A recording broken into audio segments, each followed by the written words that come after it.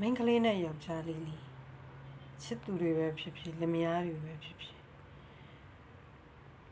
အလုံးတရားတနေရာစီမှာတရားတနေရာစီမှာလုံးလို့ပဲဖြစ်ဖြစ်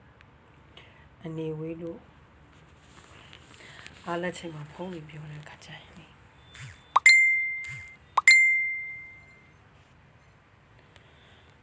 တနာစကားစပြောတဲ့မိန်းကလေးတနာစကားစပြောတဲ့ယောက်ျားလေးဆို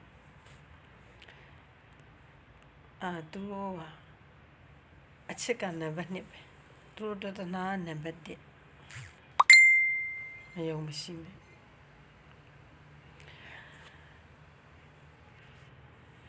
ငါကိုယ်တိုင်ဆိုရင်လည်းငါရဲ့ယောက်ျားနဲ့ပဲပြောငါရဲ့ချစ်သူနဲ့ပဲပြောပေါ့နော်အဲ့ဒီနှာစကားစပြောပြီးဆိုရင်တော့ငါလက်မခံနိုင်ဘူးငါအဲ့ဒါကိုနံပါတ်1ထားတဲ့ level မှာမရှိဘူး